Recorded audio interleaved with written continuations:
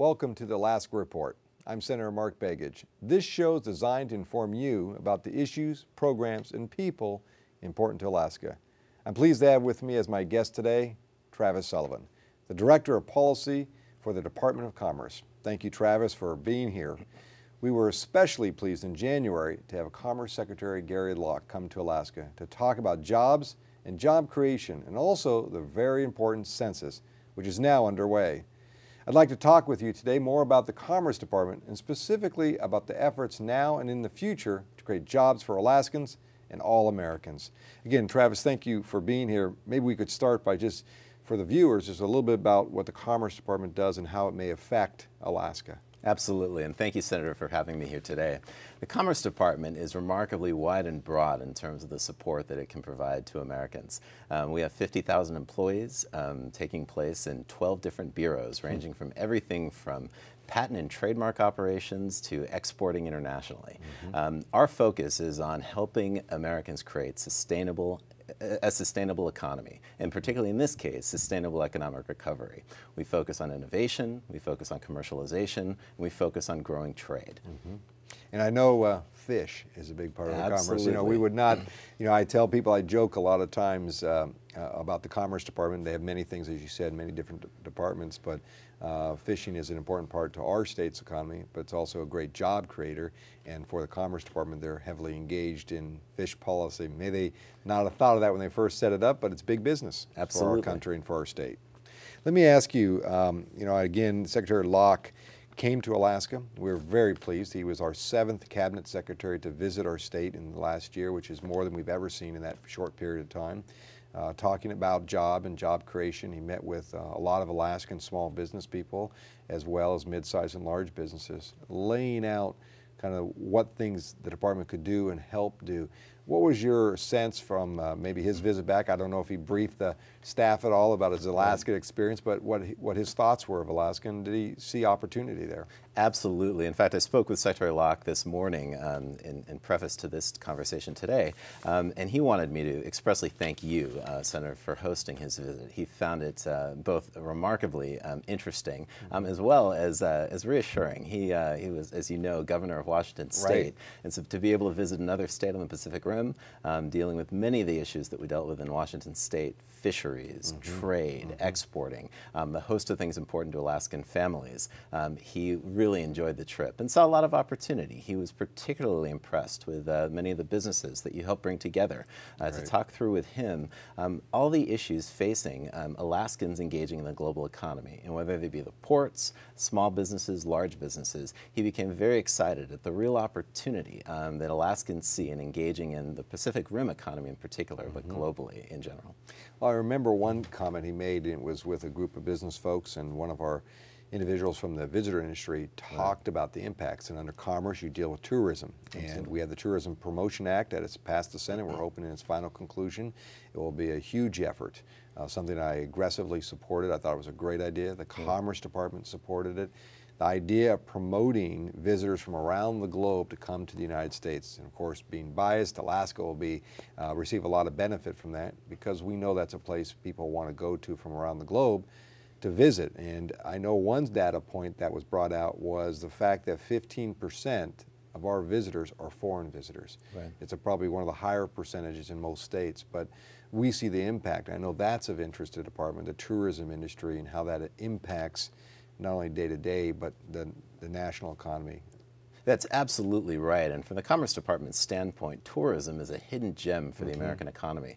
A lot of people don't think about it, but particularly when you're dealing with foreign tourists, it becomes an export. When tourists come here to spend money in tourist activities, they are paying Americans, and whether it be at the hotel, at the air carrier, at the amusement park, at the national park, or the gas stations and cafes in between, tourism becomes an amazing source of American growth, and in fact is one of the few sectors of the economy that is actually a trade surplus. So it is actually very important to the U.S. trade balance. Well, we like that. Yeah, absolutely. That's a good thing. And we know, I think with foreign visitors, if I remember this number right, for Alaska at least, it's about, they spend more money when they visit versus a domestic visitor in Alaska, and it's about $4,500 per visit. And I think now with the dollar, the condition it's in around the globe, the country, Alaska, looks more advantageous. And as you noted, it's not only, I think it's a hidden gem, it has incredible job opportunities. Absolutely. And it's not only, it's a wide range of jobs. It's young people, it's older people, it's seniors who take part-time jobs, it's accountants, it's hospitality workers, it's bus drivers. It's kind of this broad range that occurs in any economy, and it doesn't matter if it's just Alaska or some other part of the country. And the other thing I've noticed about the visitor industry is when you have big new tours coming or a group coming from overseas, it has that ripple effect that you mentioned, those restaurants, those other side visits that people want to make. So it's I like that phrase, that it's a hidden gem. We want to polish it up now. Absolutely. And add some more to it. Let me ask you, I know one of the big things we did this year in knowing the economy, when I came into office in January of last year, it was a very fragile economy. It was going literally down the tubes. Right. And there were some actions that had to be taken. And one of those actions was the stimulus money, the recovery money. A lot of controversy over it. I know I was, and my delegation for Alaska was the only one that supported it. It's about now, we estimate for Alaska, over $1.5 billion in dollars coming in. Some of our leading business groups, like the Business Monthly magazine, has cited it and explained how valuable this is. The World Trade Center has talked about the value of it. When you look at one of our leading banks in Alaska, National Bank of Alaska has also cited in one of their newsletters that this is coming about. And one thing we've noticed in Alaska is in the next spring cycle that's coming out, that's when the bulk of the money will be spent. Right. Maybe 60–65% is what we estimate for the state. How do you see that? Is that something that, one, did the stimulus bill make sense from a Commerce Department standpoint? And are you seeing that across the country, that kind of a little delayed, but still impact in what it's going to lay down in the spring, summer months here? Absolutely, and I think the way you laid it out is absolutely correct, which is we are still, frankly, have a bit of money left to spend with respect to the stimulus bill. In Alaska in particular, as you mentioned, there's about $1.5 billion in support for Alaskan families. We've only spent about $200 million of that, so there's much more to come going forward in Alaska. And so your broader question on the value of it and the importance, we believe it's profoundly important, and we're very appreciative of Senate leadership like yourself in pushing the stimulus bill forward. As everyone recalls, we were facing economic calamity at the beginning of last year. Everything was down. Everything was down. Unemployment was the thing that was going up, the only thing going up.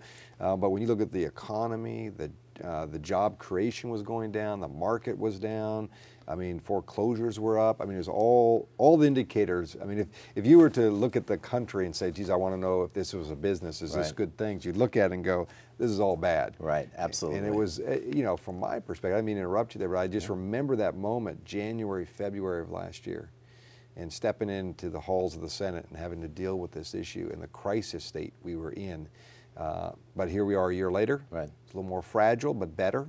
Right. Indicators are moving. Unemployment is still, there's a few numbers still up, but not like they used to be. The economy is, you know, stable. Right. And you know, the comment of the stimulus bill was probably an important piece to plug it a little bit. Not perfect, but not the final answer either. Well, that's absolutely right. I mean, any economic historian will tell you one of the dangers of economic recession is it turns into a destructive cycle. People are out of work, they don't spend money to buy things, and therefore put factories out of work, and it gets worse and worse. So we were teetering on the edge of depression, and what a stimulus is all about is throwing essentially a shot in the arm to the American economy, and that's exactly what happened. And so as you saw over the last 12 months, we are finally starting to see the recovery get back to speed, and we owe a lot of that to the Recovery Act. In fact, for the first time, we've actually seen growth. We've seen the largest growth in the last quarter for 2 years. Now we have a lot of indicators. That's a good sign. Absolutely. We have a lot of indicators that are showing we're heading in a good direction. Unfortunately, one of the lagging indicators, as they call those that trail, are the unemployment rate. And we're still in an unacceptable level of unemployment. And the President is committed to continuing a focus on economic recovery until, as he puts it, every single American that wants a job can get a job. I think it's interesting. I think the two things you look at, you you know, as this general public out there is unemployment numbers, because that's Right. what you kind of see you hear about, and then your 401k or your Absolutely. retirement. And the good news is half of that equation is moving in the right direction right now. Unemployment in a lot of ways is because it's stabilized. It's not having those spikes that were occurring over the next, you know, those last several months here. So that's a good sign. Do you think the Commerce Department, I know Secretary Locke has talked about export, and that's a real focus that, at least it seemed to me when he was in Alaska, that Alaska could benefit a great deal from. But do you think that is an untapped potential through the Commerce Department? It seemed like he had a lot of ideas around it. No, I think that's exactly right. I mean, there are two kind of fundamental facts. The first and foremost is as we look to the U.S. economy going forward, it's pretty evident to most that a major driver that led to some of the bubble that we saw was the growth in consumption in the U.S. People were essentially spending more than they had. That fueled a lot of the economic growth that we saw over the last 10 years, but clearly it was not sustainable. So we need to look to other places for growth, and other places include huge markets around the world. That is where the global economic growth is going to occur for the United States, and so our companies need to be positioned to be competitive in those global markets. I think Secretary Locke has probably mentioned to you some of the stats about U.S. competitiveness in this sector, and the fact of the matter is 99% of American businesses are not accessing the global marketplace. We need to turn that around, and we need to become competitive with the rest of the world, and that's going to be a huge source of economic growth. Was there one stat, and I know we're just about out of time here, but I think it was 58% of the businesses do business with at least one company. They only do it with one country. That's right. Which tells us 58% of the small business already understand how to do the business. That's right. If we could just double that so they do business with 2 countries, that means we'll have more capacity to create jobs in our country, and again, being biased in Alaska, because we do a lot of export. Absolutely. And it's good business for us, and we see future down the road. So does I get that stat pretty close there? That's exactly right. The stat comes out, 58% of those who export only export to one country. And as you said, this is the untapped potential. If you can understand one foreign market, taking that next leap to the second, third, fourth, and fifth, a lot easier. And you have services to help businesses do that. Absolutely. In fact, in Anchorage in particular, we have the U.S. Export Assistance Center that's operated out of the International Trade Administration at Commerce, whose sole job it is to work with small and medium-sized enterprises and large businesses in Anchorage and Alaska, and work to identify markets and really counsel them on how to succeed, and in doing so, create jobs, create growth. Thank you very much, Travis. Thanks for your time, and for those small businesses, you know now where to go to make those exports work better for you and for our state and for our country. So again, Travis, thank you very much. We're going to take a break here. Again, Travis Sullivan had joined me from the Commerce Department, and I want to thank him for talking to us. We'll be back, and we'll focus on the census for 2010 and why it's important to Alaska and why you need to make sure you're counted. Again, thank you, Travis. Thank you, Senator. I present to you Algebra 2, Foreign Languages, and finally, Biology. Who among you will step up to their challenge?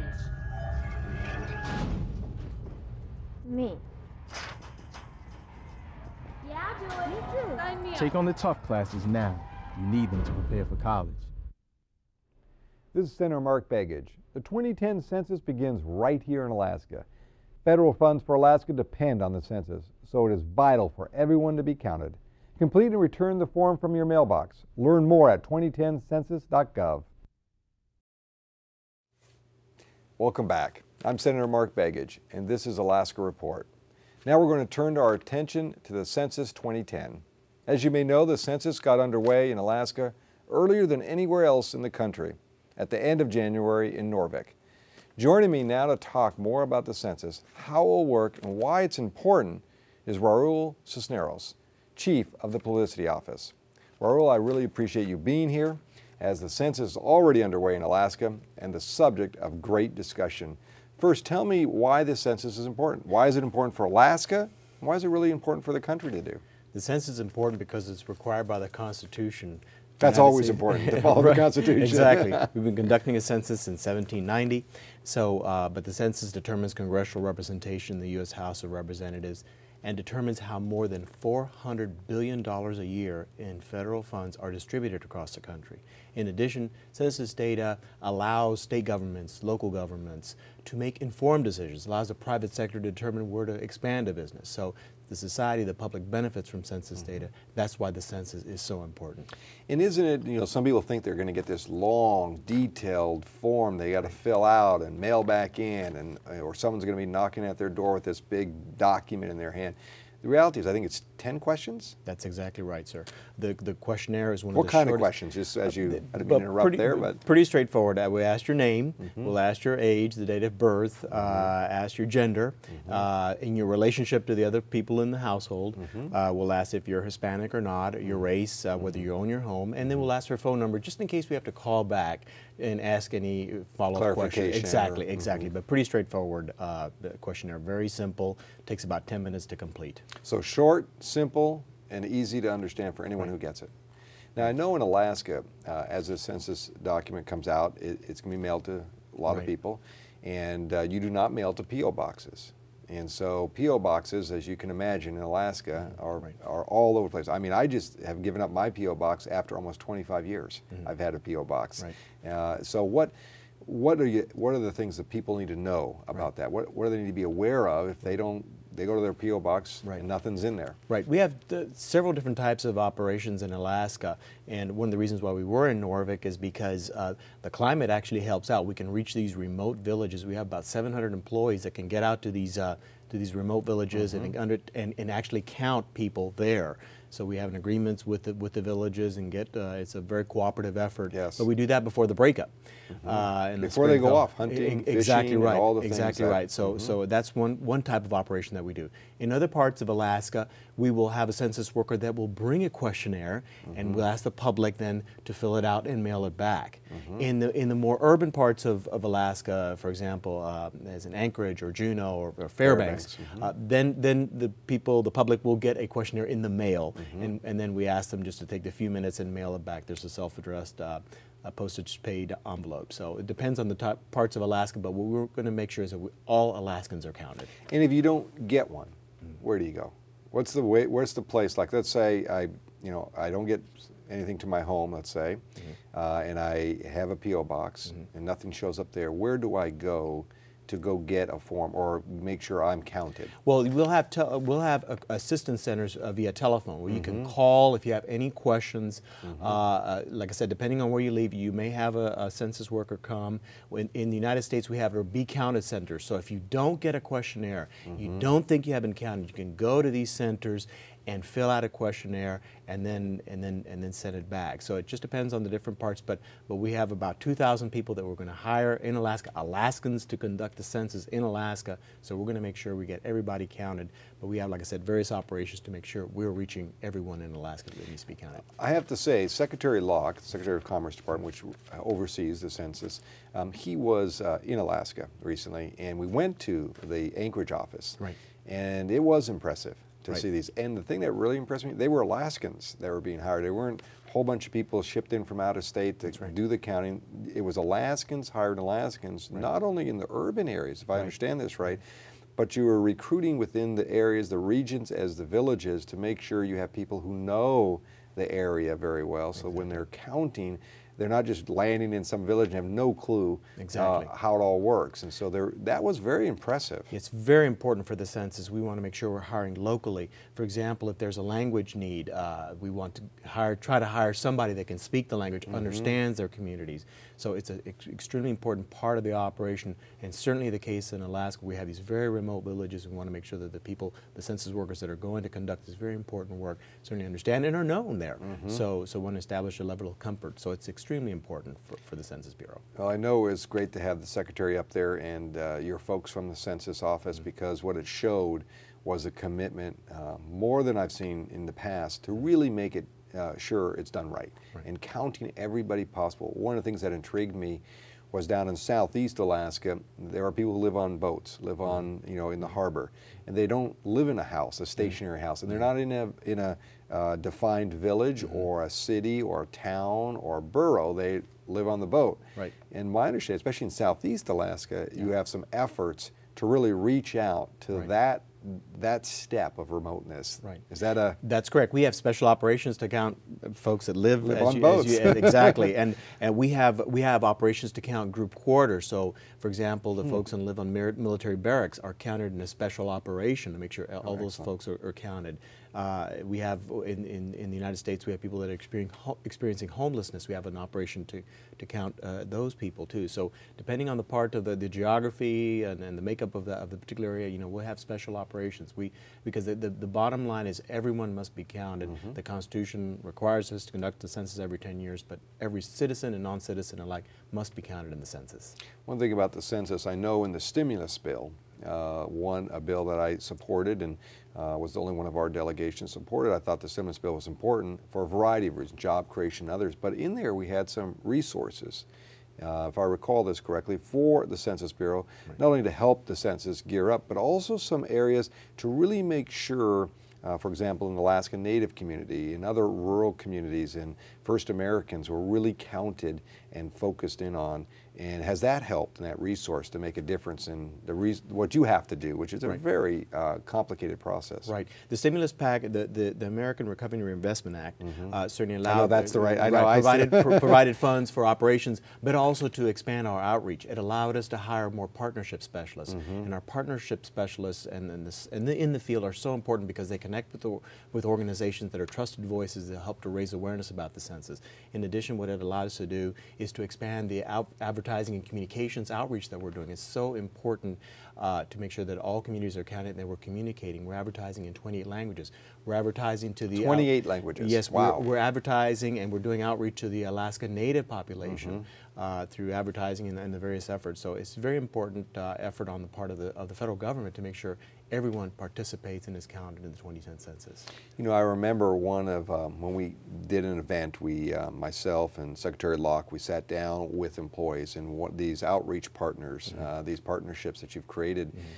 There was a gentleman who heads up the Korean community and stood up and talked about, because there's a language issue and a capacity of how to understand how to connect up, which I thought was very interesting, their conversation, because they stood up and wanted to just thank the census because your new partnerships that you're creating with different groups, they went out to their meeting, went out to their monthly meeting, explained how the process will work, asked for people to participate as interpreters, and then also created new avenues of connection. So that's kind of the new or an augmented additional work that's being done. And a key thing that the partnership staff is talking about, and also a very important aspect of the census, is that it's confidential. Right. The census by law, Census Bureau by law cannot share the information that we collect. We take that very seriously. The law is very strict. Every census employee takes a lifetime oath to protect the confidentiality of the data we collect. We don't share with anyone. There's strict penalties if the information is released. So something very important. That's what our partnership staff can do, because they can talk about this issue. Our partners then can help to ease concerns about confidentiality. It's a concern which is a big issue. It's certainly a big issue, and but everything is confidential. We don't share with anybody, and it's something that we take very seriously. I know you take it seriously because I went to the office where the Census Bureau in Anchorage was, doing its main operation. Right.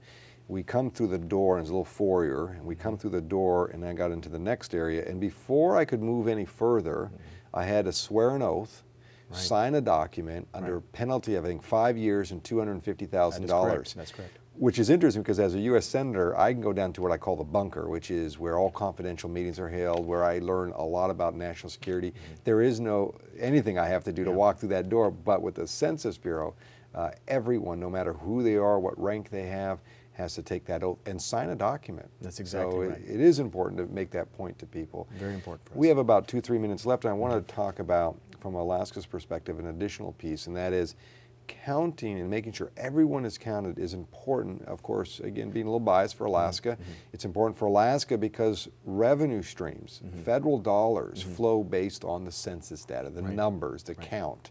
Can you tell me kind of what those items are, or what? I mean, I know some of them, obviously. Well, it's a variety of federal programs that are based on formulas, and the formula then takes into account the population of a locality, of a state, of a city. So that is why it is so important for everyone to participate in the census and for us to get an accurate count, because we want to make sure that the communities are getting the dollars that they deserve. Right. So that's why the whole effort to communicate, to outreach, and the months of work. It takes years and years to prepare for a census, and tremendous dedication. And we're going to hire 1.4 million people across the country to This is a great jobs boost in a short term, which is good. So it's a great civic activity, but requires the public's participation. So, and again, the reason why it's important, as you mentioned, is representation and federal dollars. So, so that's why we want to make sure everyone is counted, and we ask for all Alaskans to take the few minutes to answer the very simple questions to the questionnaire and return and answer to the census. To say that the employees that you have hired that I have had an opportunity to meet are enthusiastic. They are really excited about the opportunity because they know this happens every 10 years, and the impact they will make will be felt for the next 10 years. So, you know, when they find that extra person that wasn't counted, that person that says, oh, I'm not filling that form out, but then they fill it out, it's kind of a rewarding experience, because every time, you know, as I describe it, you only get a certain amount of money in the federal government, and it's going to be divided up among the states. And if you're undercounting, you just get less of that pie, and it's important to make sure it is balanced and everyone gets the equal share and their fair share based on a real count. So, I mean, you're doing incredible work there, that's for sure. Thank you, Senator. Are you having a good time hiring people, or are we getting enough in Alaska, or do we need to put the call out? I think it's going well overall. Lots of people interested in working for the Census Bureau, so we're very excited. The Census Bureau is ready to undertake this mandate, this massive job, and so we're looking forward to making sure everyone is counted. Well, I know it's an exciting opportunity for Alaskans, and again, I want to thank you for participating today, but also for the work that the census does. I know from a senator's perspective, from an Alaskan perspective, every vote does count in a lot of ways, and every body counts for more ways. And when people say to me, is it important to vote? Yes, but it's also more important to make sure you get counted for the census, because it happens once every 10 years. Again, I would like to thank my guests that have been here, and thank you for joining us on our Alaska Report. I would like to thank our earlier guest, Travis Sullivan, as well as Raul Cisneros, for being here. And again, this was Alaska Report. Thank you for all watching. We'll see you next time.